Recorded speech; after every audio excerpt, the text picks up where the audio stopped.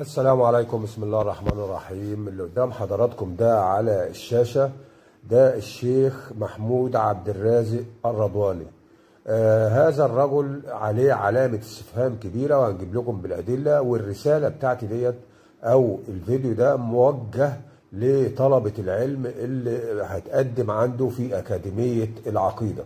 هو طبعا عامل أكاديمية بيدرس فيها العقيدة الإسلامية للطلبة هنا في مصر أو طلاب العلم.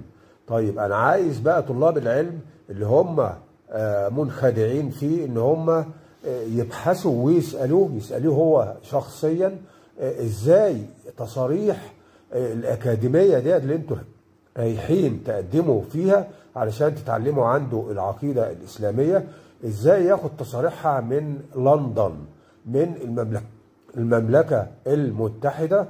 وازاي يعني هل اسألوا نفسكم هل انجلترا او لندن عايزة تنشر الاسلام وتنشر العقيدة الصحيحة في مصر والدول العربية او الدول الاسلامية؟ اسألوا نفسكم هذا السؤال وردوا على نفسكم بالامانة علشان تعرفوا الحقيقة. فدي علامة استفهام كبيرة. ان دلوقتي هنجيب لكم بصوته وصورته الشيخ محمود الرضواني، وهو بيعترف ان اللي اداله تصاريح هذه الأكاديمية علشان يفتحها في مصر علشان يدرس العقيدة الإسلامية في مصر، وبيدعي ان هو يعني هيشرح العقيدة السليمة. وازاي ياخد هذه التصاريح من لندن اللي هي انجلترا المملكة المتحدة، ويقول لك هو ده التصريح الحقيقي، ويقول لك انا واخده من شركة أكاديمية العقيدة اللي مقرها في لندن في المملكة المتحدة، زي ما هنجيب لكم دلوقتي بصوته وصورته. فاسألوا نفسكم كطلاب علم قبل ما تلتحقوا بهذه الأكاديمية ويسيطر عليكم ويعني يبث في عقولكم أشياء مش هتطلع وأشياء خطيرة، وده كله بدعم من لندن وانجلترا. واسألوا نفسكم السؤال الجوهري، ازاي انجلترا هتساعدوا في نشر العقيدة الإسلامية الصحيحة؟ هل انجلترا أسلمت؟ هل انجلترا دخلت الإسلام واحنا ما نعرفش؟ فاسألوا نفسكم. حتى جايبين هو نفسه بيعتمد على هجومه على باقي المشايخ على ان الدول الغربية بتدعمهم.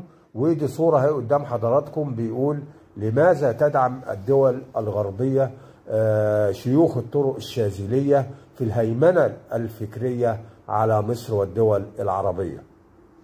فقدام حضراتكم هو دي حجته في هجومه على باقي المشايخ، وهو واقع في نفس المشكلة واللي بيدعمه الدول الغربية ولندن زي ما هتسمعوا دلوقتي. اسمعوا كده مع بعض.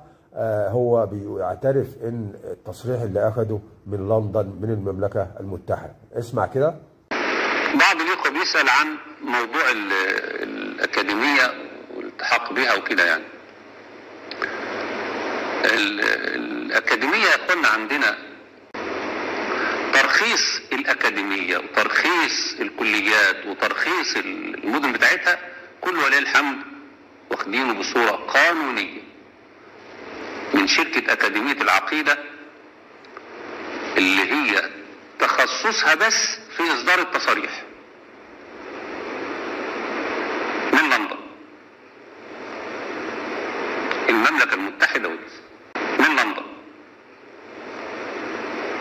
المملكة المتحدة من لندن. بعد ما حضراتكم سمعتوه بصوته وصورته، وهو بيعترف ان اللي اداله التصريح القانوني للأكاديمية اللي هيدرس فيها العقيدة في مصر هي شركة الأكاديمية للعقيدة في لندن في المملكة المتحدة. طلاب العلم اسألوا نفسكم أو اسألوه هو شخصيا ازاي تاخد تصريح من انجلترا؟ هل انجلترا عايزة تنشر الإسلام الصحيح؟ والسلام عليكم ورحمة الله.